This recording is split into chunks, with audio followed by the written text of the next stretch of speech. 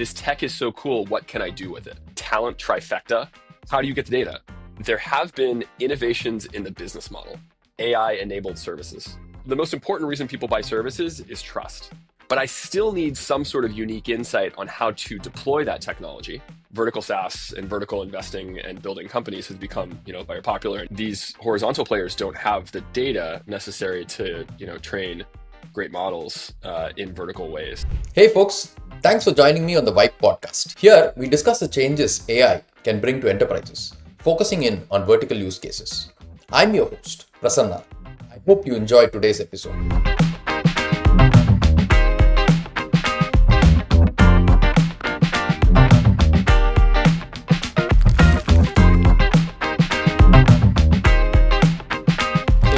We're going to talk about something I think that you've been working on for quite a while now, since at least 2017. But back then, maybe it wasn't called the same thing it is being called right now. And so the name has changed, but I don't know how much the game has changed. So would love to learn more from you. Sure. But before we start, can you do a quick intro about yourself and Emergence and what you folks do? Yeah, for sure.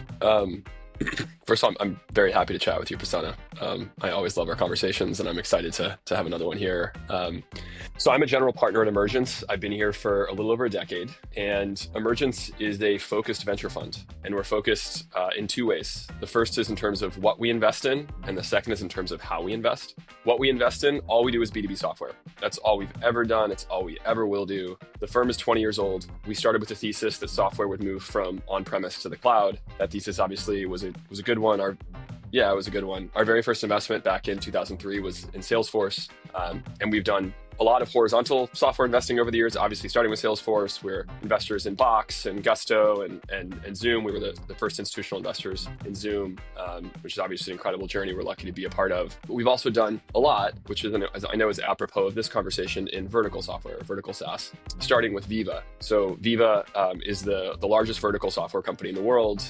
It is a pharmaceutical-focused software company. We invested back, I want to say it was 2007, 8, something like that. We were actually the only investors in the company, because after we led their first round, the company didn't raise any more cash, went public, and is now worth, I think, north of $30 billion. My partner Gordon's still the chairman there, so we still have a lot of connectivity and learnings from kind of how to build a super capital efficient, super large vertical software company. And there's been a bunch of others we've been lucky to be on the journey with. Doximity in the health space is also a public company. Blend in the mortgage space, another public company. We've done a fair bit in construction. We've done quite a bit in insurance at this point. Big fans of vertical SaaS, and obviously there's a transition happening now into vertical AI that I know we're excited to chat about today. So the vertical thesis, has it changed over a period of time for you folks, or has it been more or less the same with just the technology changing? How has that been? Well, when we first started pursuing this, it was super non-consensus. So when we made the Veeva investment, if you look at the investment memo we wrote, the market sizing we did for Veeva's first product, which was the CRM product for pharmaceutical reps, was $400 million, the total market size. And that is not a large enough market to build a generational company. And obviously, as I said, the company's worth, north of 30 billion today. So obviously they found a way to expand the market. But the idea of investing in something like Salesforce, but narrowing the scope, to 1/10 the size or something of what Salesforce could go after, seemed sort of crazy. But obviously it worked, and lots of people noticed it worked. And so vertical SaaS and vertical investing and building companies has become, very popular. And now there are, large companies built across a variety of verticals. So I would say, the first thing that's changed is that, the focus on vertical has become much more consensus, which is good. And it's good for the end users, right? They're getting products that are tailored for them versus, some horizontal thing they have to figure out how to make work for their use case.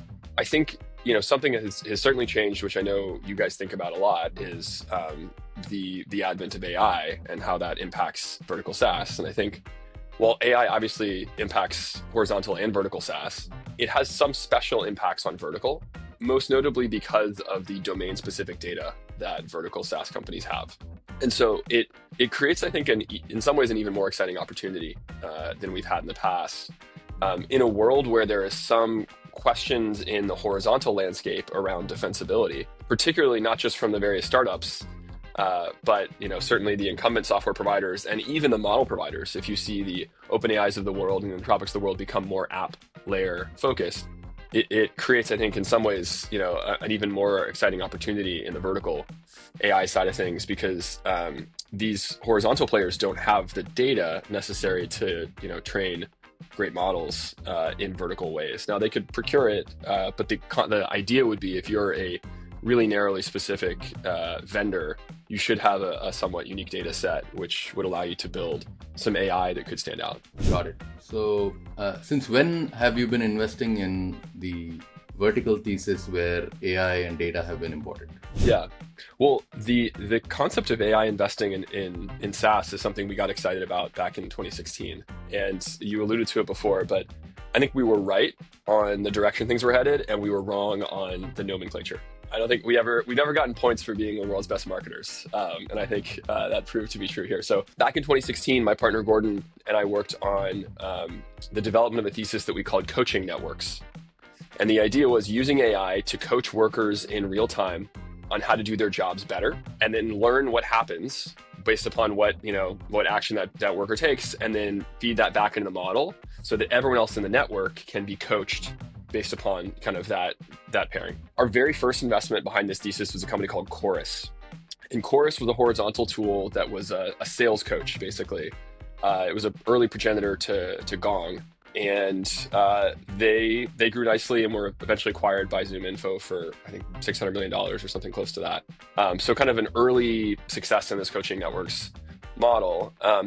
And since then, the reality is a lot of the companies that we've invested in, both horizontal and vertical, have had this kind of coaching networks, or I'll use the term that ended up taking off, co-pilot style of integrating AI. Yeah, so it's very interesting that you folks could see in 2016 that this model of both data being important and the feedback from users being important, especially in a vertical context where this data is not easy to come by, and the value of that feedback compounding over time, and folks who are ahead of that, staying ahead of that.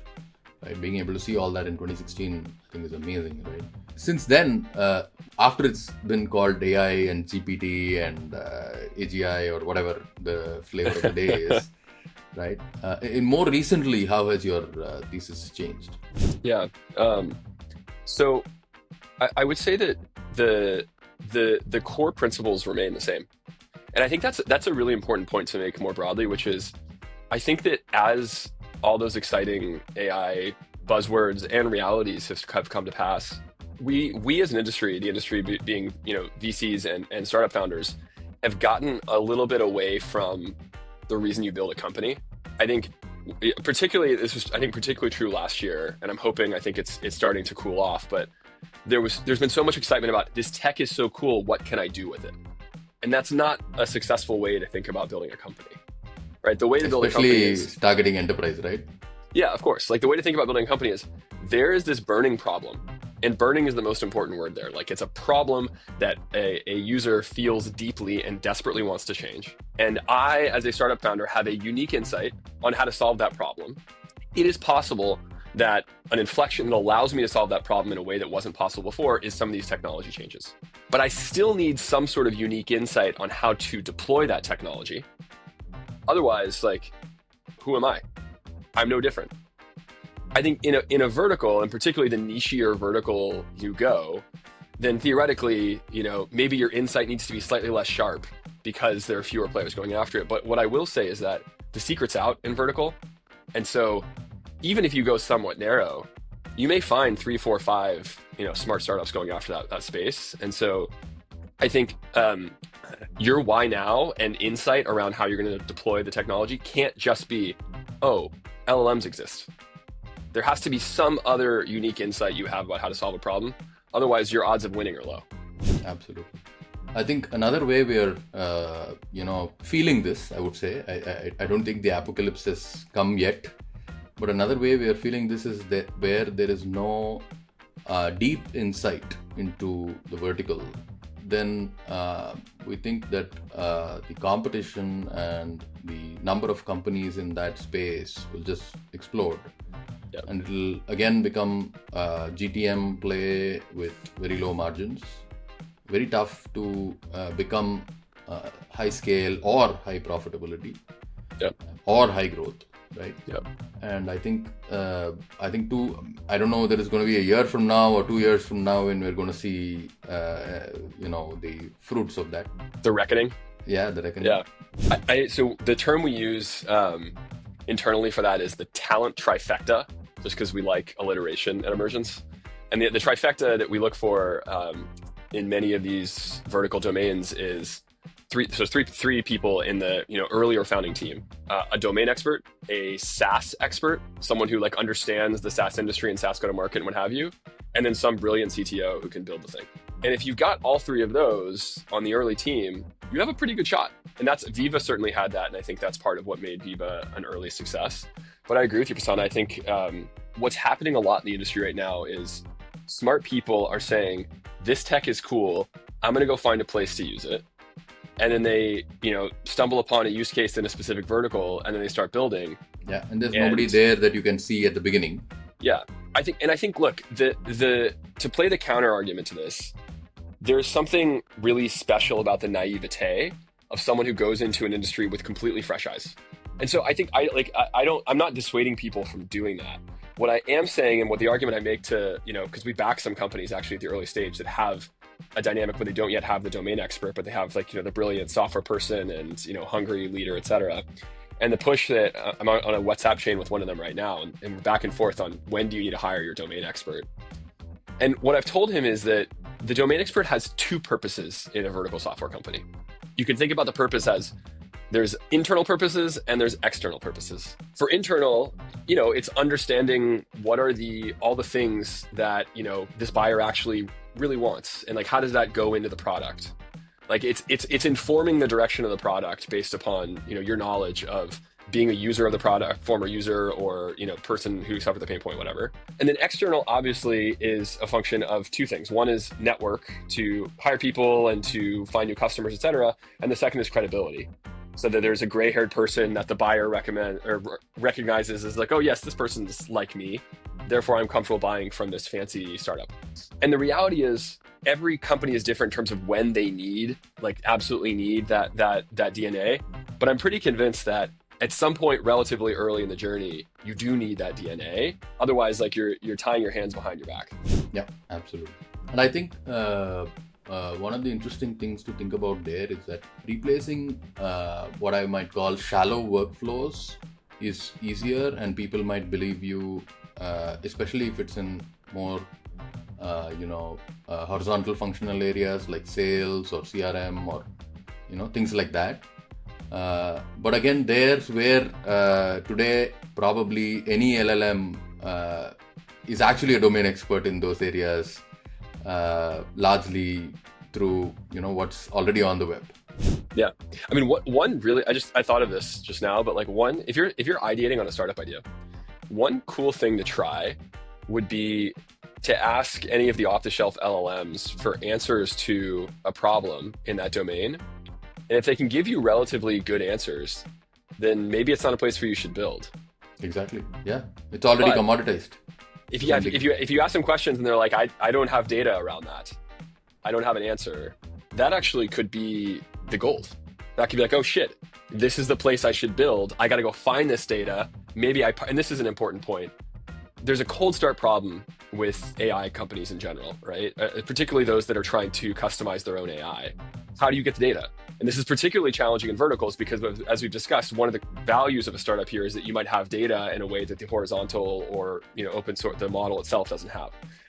And this is where there's this really interesting relationship with incumbents that comes into play.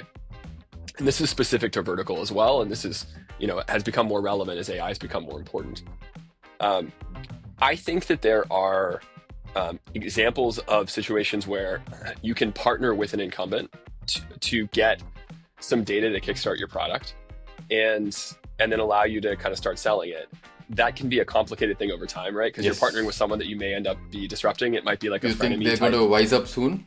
So it depends, right? Because a lot of these incumbents aren't stupid, and so they know there's value in their thing. So they may structure the arrangement as, great, I want some equity in your company if I'm going to give you some of the data. So we're riding along together. Or I want a rev share. Or like, they're not idiots. And so if you structure an agreement that's mutually beneficial, it could work. I think the suggestion I would just make to the startup is to try to do some sort of time bounding around the arrangement. Because the reality is, like, in a couple of years, you're going to be a different place from a product perspective. They're going to be a different place. And so you don't want to be kind of stuck with it.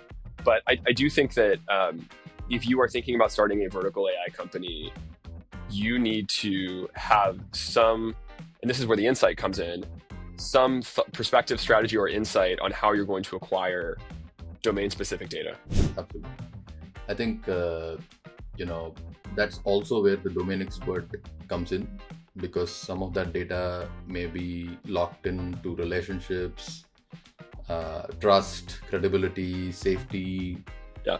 All of those things will be gates to that data for the first time, especially, right? Yep. I mean, once you get one set of it, maybe the next one becomes like little easier because you already have one. But I think for the first one, it's really hard for an outsider to even know what kind of data is available, leave alone where, and where it's likely to be a little cleaner versus where it's likely not to be as useful. I think these are all like really not hard, but just opaque and kind of difficult to figure out. I wrote a piece a few years ago called "How to Hack Your Way into a Proprietary Data Set." It laid out like all the different strategies. I love frameworks. So I think I have like a 2x2 of the different strategies I've seen people use of like the different ways to hack these data sets. And there's some super clever ones that people have tried. It's worth. Maybe I'll send it to you and you can put it. You can append it to this. We'll put it along helpful with this one. Yeah. But like, one example. This is not a vertical focus, but it was a clever way to hack the data set. There's a company called Textio, which is in the kind of AI HR space. So they help you write HR stuff, like job posts and performance reviews and that kind of thing. And when they were starting, they were trying to predict how much, how a job post, the responses the job post would get. So what types of people would apply to the job post based upon the language you had inside of it. And what they were able to do in terms of hacking their data set from nothing was obviously they could scrape the web for job posts, which is great. But that was only half of it. They don't know what the responses are. So they had to hack their way into the responses somehow.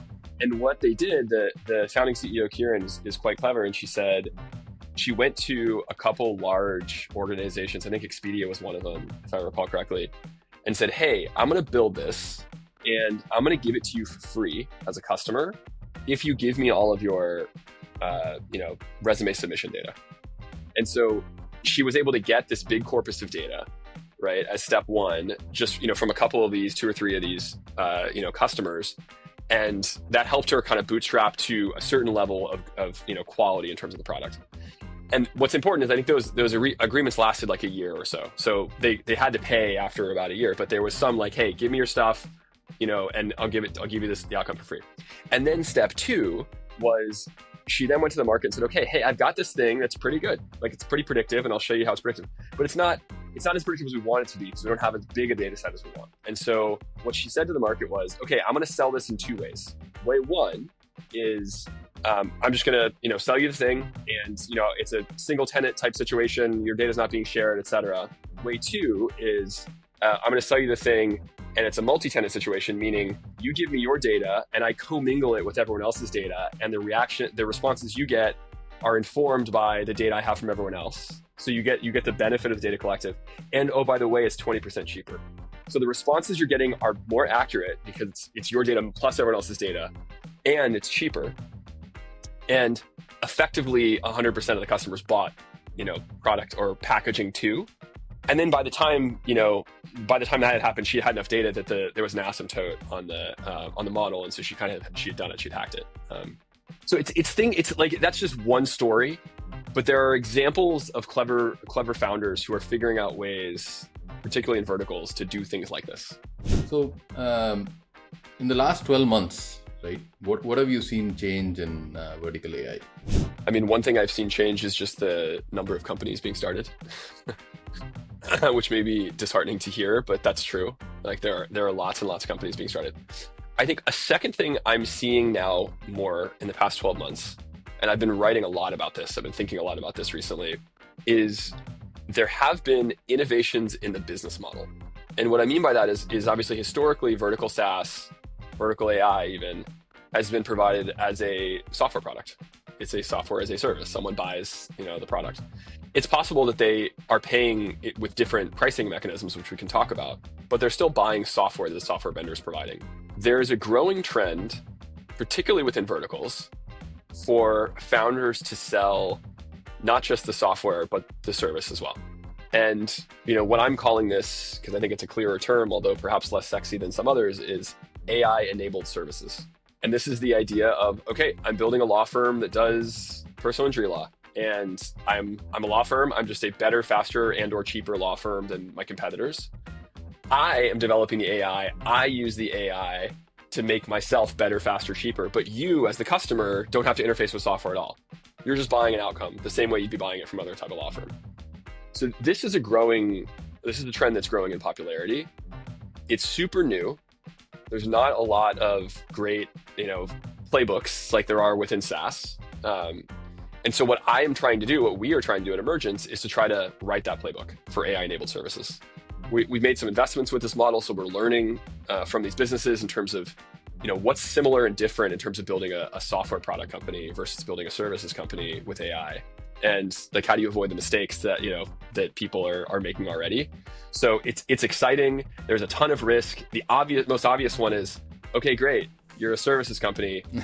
The AI never actually gives you the margin leverage that you anticipate. And then you raise venture because you have all these ambitions, and all of a sudden, okay, cool. You're a venture-backed business that has 20% gross margins and it's growing at a modest rate. And then that's not great for anyone. Absolutely. No, I think that's a very real risk, right? And we're all so early, but we're all,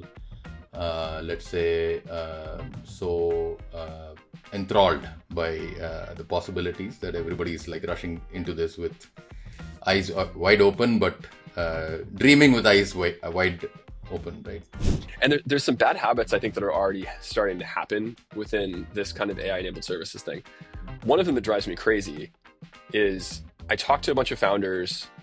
I'll listen to their pitch recordings to understand kind of how they talk about their product to their prospects, and they just talk about their thing the whole time. They don't actually show the user or the prospect the technology, which in some ways is logical because the user never touches the technology. The user is just buying the outcome. So yeah, I get it. But the reality is, how do you differentiate yourself from all the other law firms or all the other whatever thing you're selling against? Particularly if you don't have the domain credibility and expertise to say, hey, I've been doing this service for 20 years, you should buy. Like, if you think about when people buy services, the most important reason people buy services is trust. Like, if you're choosing a vendor, it's McKinsey, it's Deloitte, it's whatever. It's this brand of like experience and trust that the service provider has given me. So if you're a startup, particularly if you're a startup that has no domain expert to point to and say, hey, this guy worked at McKinsey forever, this person worked at this insurance, whatever, forever. How do you compete? How do you differentiate?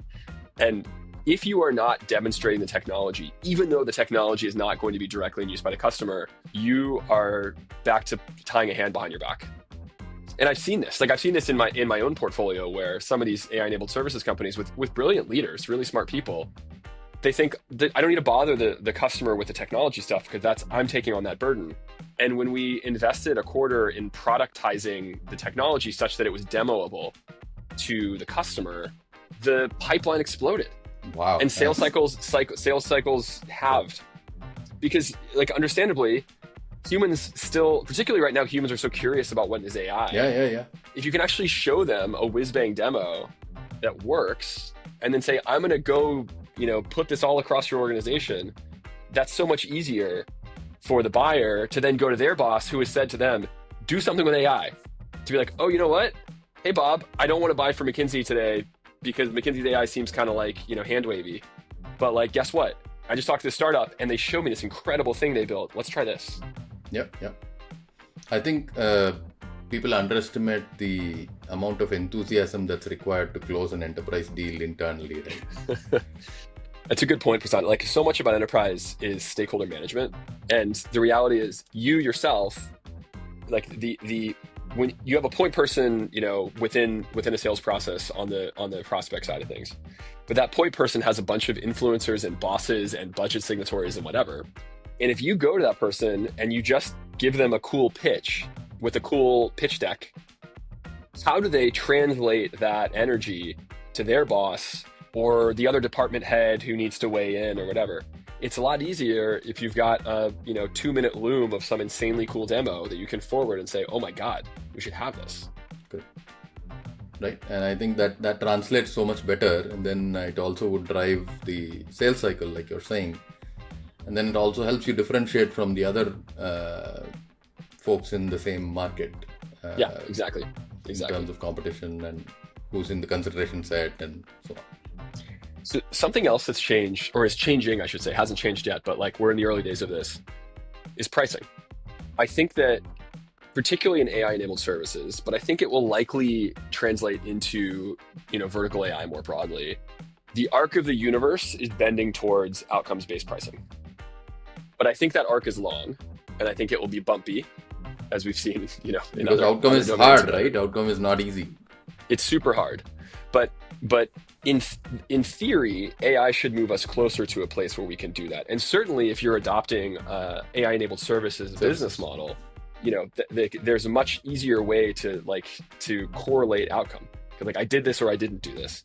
In software, correlation and causation can be a little more ambiguous in certain situations.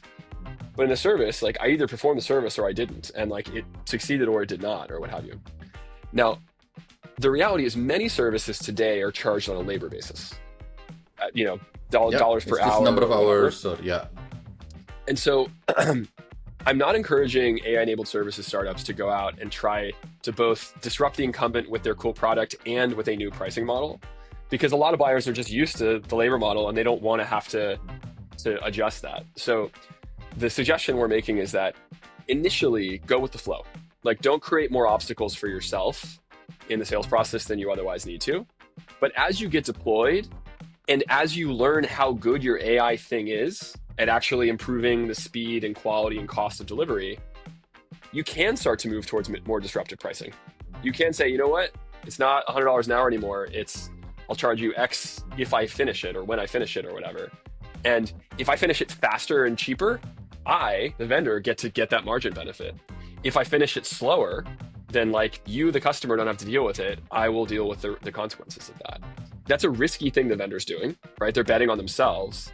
But if the tech really works and is truly disruptive relative to the legacy service, then the tech vendor should be able to accrue higher margins, and that's a venture-backable business. Yeah. I think this becomes quite tricky, right? Because on the one hand, there is growth, and there's a possibility that these folks can grow not only by breaking into the services market, which is much, much larger than the software product market, but also there is an aspect of going into a mid-market or an SMB, which has not been served yet at all by software in some cases, which may be multiples larger than the enterprise business that exists so far in those spaces. And then there is the margin part of the equation, which is can you capture those margins, or at least until December it wasn't clear whether you would be sacrificing those margins to the Azure gods or the AWS gods or the OpenAI gods. So I think with so many interesting levers and so many interesting angles, how much larger do you think the vertical AI markets are going to be compared to the older vertical markets SaaS that we've been seeing? Yeah, I mean, like a very rough rule of thumb here is this is super overly broad because every vertical and every situation is different, but for every dollar spent on software, there's often $5 to $10 spent on labor. And so these vertical AI providers or AI-enabled SaaS providers are not going to be able to capture all of that, obviously, because the customer needs to retain some value for the service provided. But a meaningful part of it, should be capturable. And so the argument that we're making internally as we think about this is it is many multiples larger. And I don't know if it's 5 times larger. I don't know if it's 10 times larger, and it probably depends on the situation. And also, people really have yet to prove that they can do this with high gross margins. And so we don't know. But in terms of TAM, in theory, the TAM should be much, much larger, which starts to make these nichier plays more viable. Like if you were to, build a carpeting focused vertical SaaS company, I know there actually have been a few in today's era, and you started to do more of the AI enabled service around it, it's possibly much larger than it would have been if it was just a software company. Now, can you do the gross margins at a high level? I don't know. Which, and something you talked about, I've been struggling with a lot, and so I tried to put a name to it. My partner Gordon always pushes me, if I'm thinking about something a lot, try to name it. And sometimes we get the name right, and sometimes we get it wrong with coaching networks, but that's cool if the idea was there. And the name that I'm using right now for the dynamic you described, where a company grows really quickly, top line revenue, but hasn't yet figured out the AI to make the gross margins high, is Mirage product market fit. And the idea behind that is, just like a mirage, you see it appears to be something, and then you get closer to it, and it's like, oh wait, that's not actually product market fit. I think in software land, in purely software land, growth of ARR was a reasonably good proxy for product market fit. It's not a perfect proxy, right? Because you could see a bunch of churn come that just hasn't come yet. But particularly if you see enduring growth in ARR, where after you go through a few renewal cycles, there's clearly some customers who are getting a lot of value from this and retaining and upselling and what have you, and therefore there's there's product market fit. In AI-enabled services, when I think in vertical SaaS, vertical AI to some degree as well, you can mask poor product market fit under strong growth, right? Because like if you go to a company and say, hey, I will provide you this service 10% cheaper than the incumbents or 15% faster or whatever, but you're throwing more bodies at the problem to do it than the incumbent is, then obviously you haven't figured anything out. There's no unique insight there. Your gross margins are worse than the incumbent. Yeah, you might be growing quickly, but that's not product market fit with AI involved. That's product market fit for a service that's a low margin thing, and your disruption there is just I'm cheaper, which is not ultimately great if you don't also have higher margins. Yeah. One interesting question I have, Jake, and I don't know whether anybody has answers to this yet. Are the services going to be as sticky as the software, less sticky than the software, easier to rip out and replace? I think that's a big one, right? Because ARR had a certain value, at least until COVID, because it was expected to recur, and you don't have to start from zero each year. But will services be as sticky? Is it a really ARR? You're absolutely right that it's a critical question, and we don't have a lot of answers to it yet. The unsatisfying answer is it will depend on the service, because there's some services that more logically are sticky and some that are a little more transactional.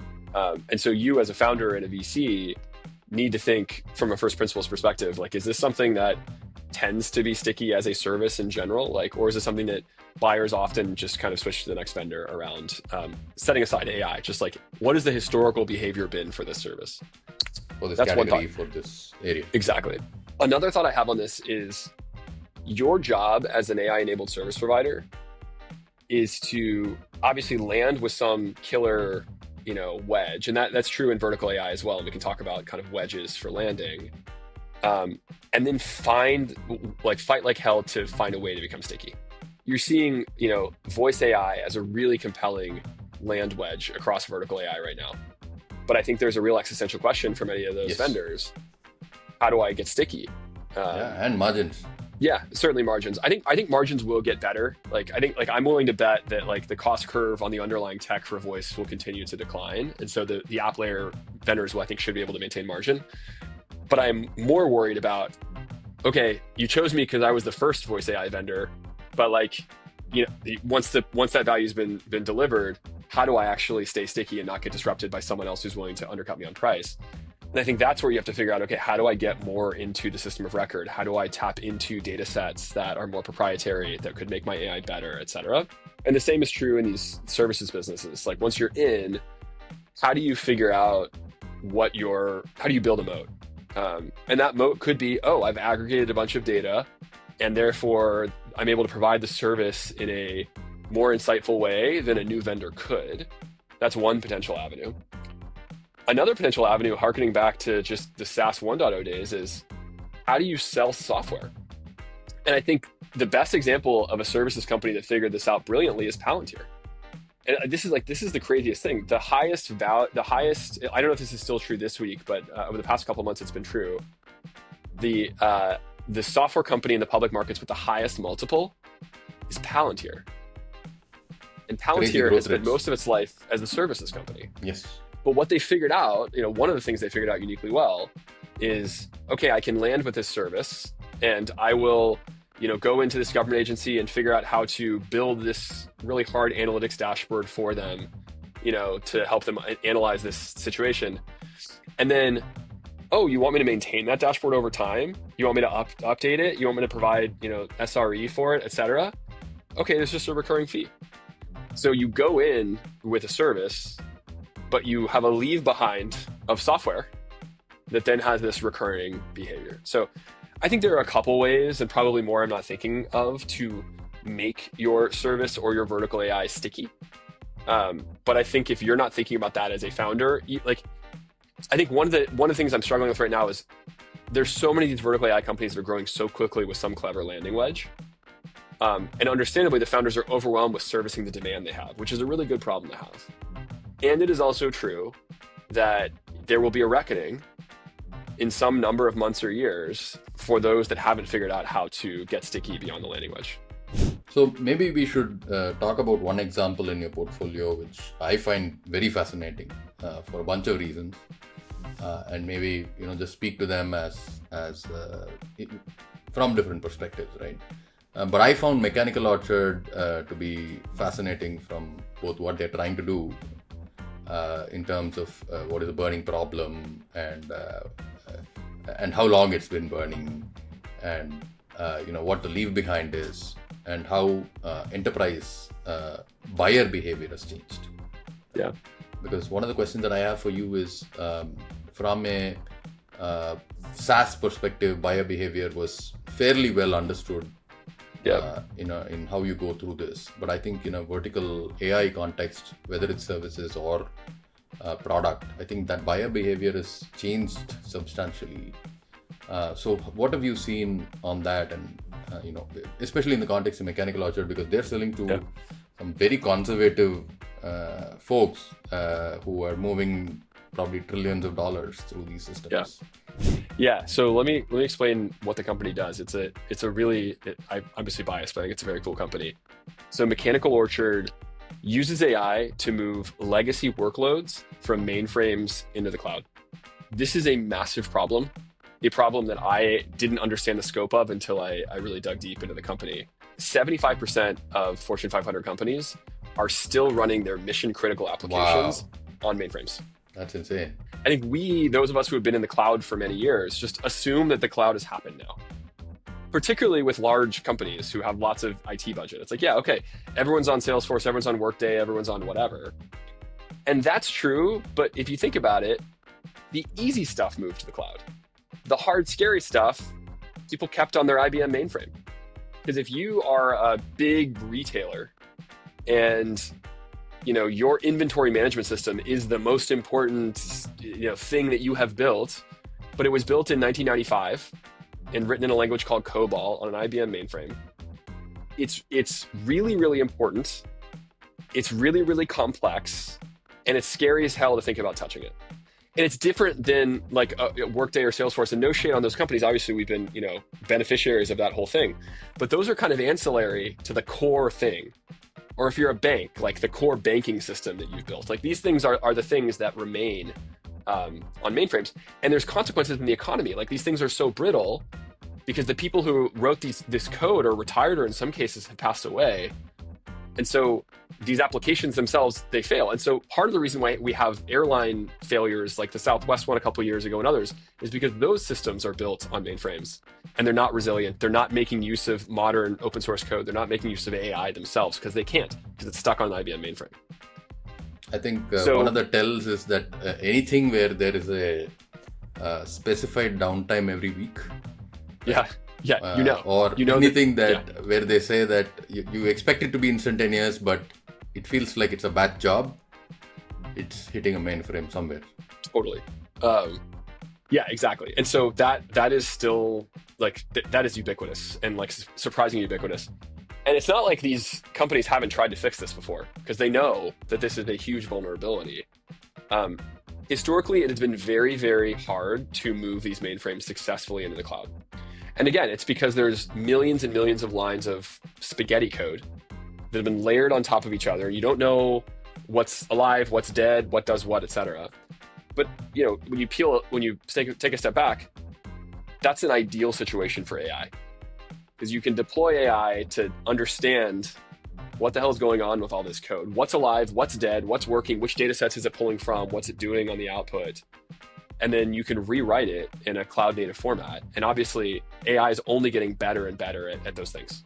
Now, this is not a situation where the customer wants to buy some AI agent to go that they can operate to do it, because this is way too mission critical to outsource, to say like, okay, I'll buy software and figure it out myself. This is something where you still want a throat to choke. So you still want a service provider to do it for you, but you need a service provider who can do it more, in a way that's likelier to succeed. I think the success rate on these things from the legacy vendors, and these are like the Cognizants, the Deloittes, the Wipros, like these types of players have been focused on this in the past, is less than 50%. Wow. And these projects historically are... I'm sure they're expensive. 8-figure projects, hugely expensive projects that take many years, right? Because it takes, hundreds. And you don't even know basically whether it's going to work. You don't know it's going to work. And so you spend a lot of time doing this. You get to the end of it, it's like, it doesn't really work. We just threw all that money away. Everyone's pissed. And then you go on, you continue to have this IBM mainframe app. This is why the status quo exists.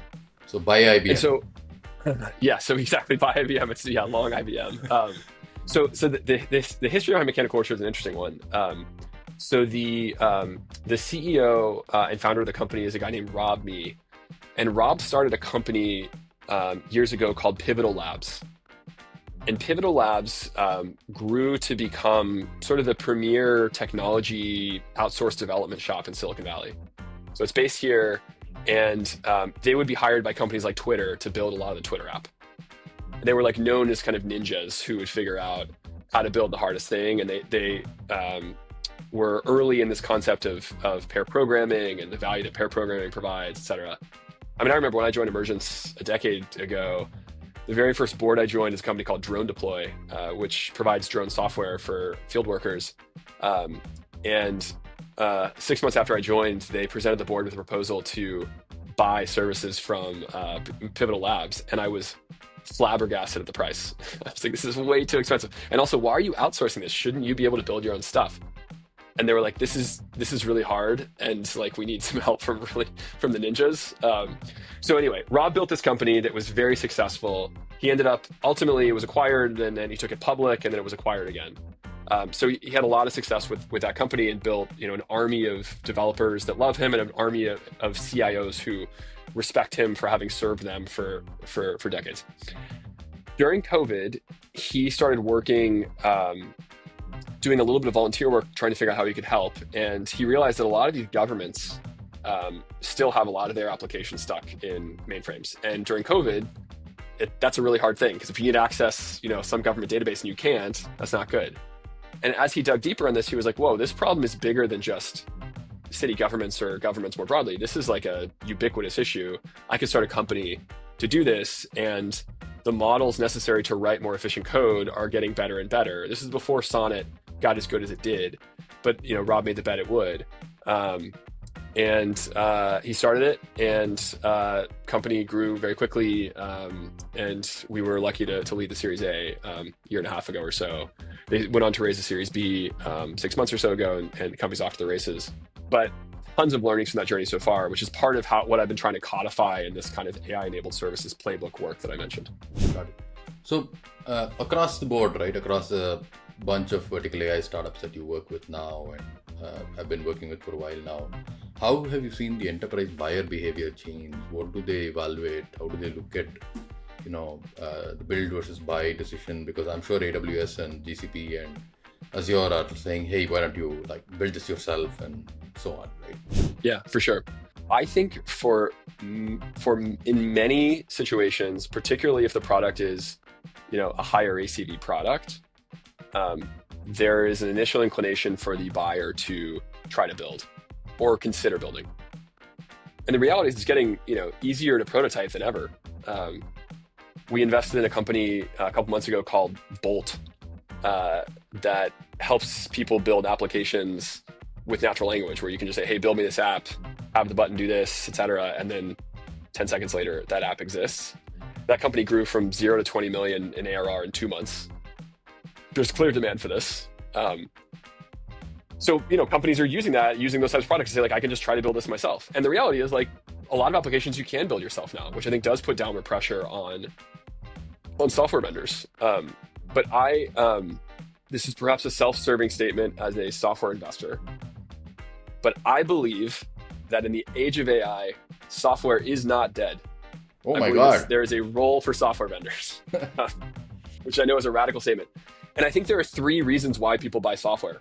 And I think, to answer your question in a roundabout way, a lot of people try to start by building and then realize that they want these 3 things that a software vendor has. The first thing the software vendor offers is an opinionated perspective on how to solve a problem. If you spend, or your team spends, their entire lives trying to figure out, the very best ways to solve this problem, that's what a vendor does. A buyer's not focused necessarily all their time on solving this one problem. And so, it's going to take a lot longer. They don't have all the perspectives either. The context and the lessons learned and like best practices from other places and what have you, which is true across software and services, by the way. That's part of the reason why you buy services, because there's best practices that you want. So that's the first reason why I think software vendors will continue to exist. The second reason I think software vendors will continue to exist is you want someone to keep the thing up to date. Because even if you build the coolest technology right now, the rate of change of technology right now is so fast that, like, you can't build the thing and then just, like, it's out of date in 6 months. And so you're paying a software vendor to keep it fresh. And then the last, and I think most important reason why you buy, you work with a vendor versus build, is you want a throat to choke. Yep. And I think this is an interesting point more broadly, which is, in a world where software is easier to build, where code is easier to write, setting aside the first 2 points, what is the fundamental value of the vendor? I think the fundamental value is around guaranteeing that the thing works, which gets back to the pricing conversation. And it's part of the reason why I think that the arc of the universe here will bend towards outcomes-based pricing, although it'll be slow and there'll be lots of false starts and what have you. But ultimately, the software vendor may actually move, and this is like a radical thing that I don't know is going to happen, but I'll just throw it out there for the sake of fun. It's possible that in the future, software vendors will look increasingly like insurance providers. And what I mean by that is, like, the software vendor could be in a situation where they say, hey, buy my thing and I guarantee that it will work. It'll either have a certain amount of uptime or it'll deliver a certain amount of outcomes or whatever. And yeah, you could go build it yourself, but you don't have any guarantee of that. In an even more radical world, you can envision a situation where a software vendor becomes more, they could say, hey, you can build it yourself, but I will maintain it and guarantee that it works and what have you. I think that's an extreme, because I think ultimately the vendor will want to build it themselves. No CTO or software developer wants to maintain somebody else's code, right? Yeah, that's why I think that's more of an extreme place. But services companies do that all the time, though. Yeah, exactly. So perhaps it looks more like a services business model when that happens, but maybe with AI it can still be a high margin type of operation. But that's a long way of answering your question. Ultimately, I do think that there's a lot of push for buyers to experiment with build right now. But I think that, and I'm already starting to see actually with a couple companies where they were deep in a process. The process got axed because the buyer decided, I'm going to try it myself. And then 6 months later, they came back and said, you know what, we tried it didn't work. Let's do the software vendor thing. So that does complicate sales processes, right? There's this new kind of bogey of like uncertainty. Like, you could be deep in procurement and all of a sudden be like, actually, they're going to build it. We've cleared all the competitive comparisons and everything else.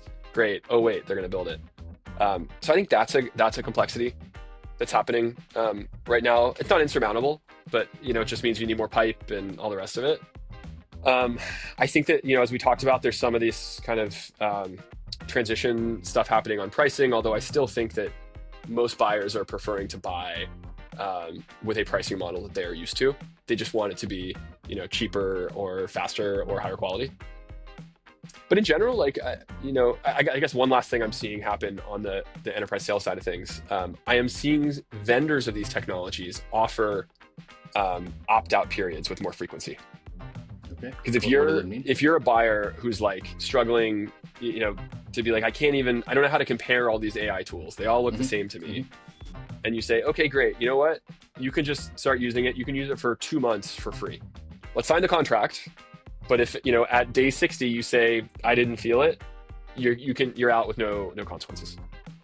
So I'm seeing more software vendors try that as a way to shout above the noise.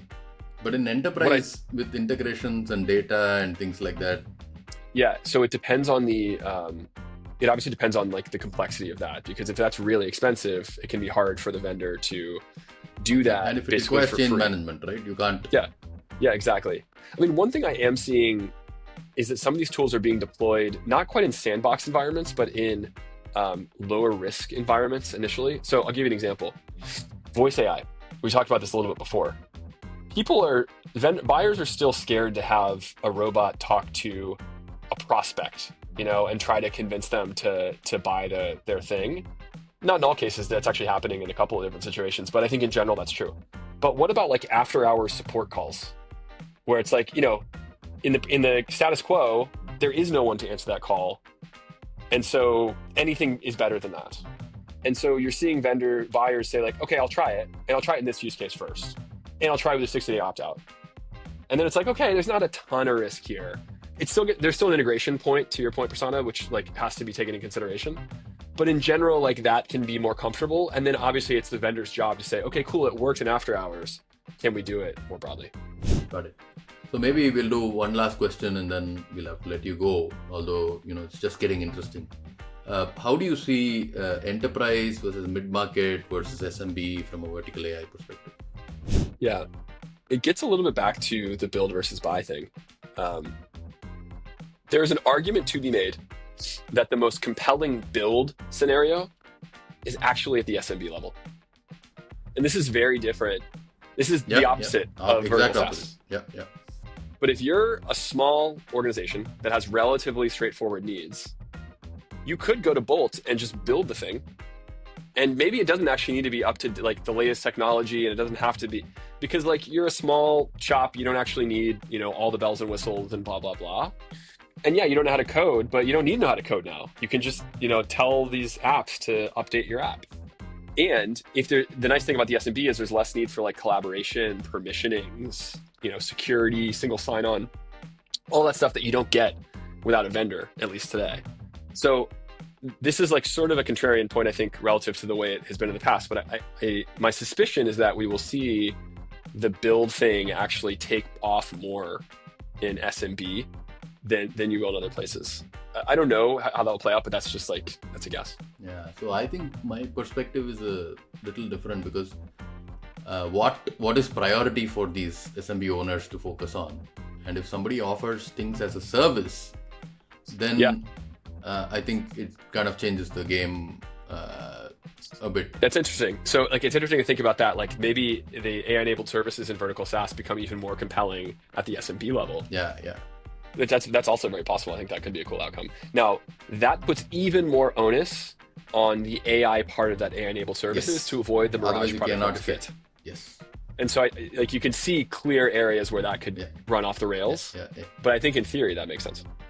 Awesome. AGI, when is it coming? What does it do to vertical? I have no idea when it's coming. I have no more insight than anyone else who, prognosticates. You're in SF. The air like has AGI. I don't think that anyone does. I spent a little bit of time with Sam Altman 3 months ago, and I think everyone's guessing. Is my read. So I don't think we know when. In terms of the impact it will have, I honestly don't know.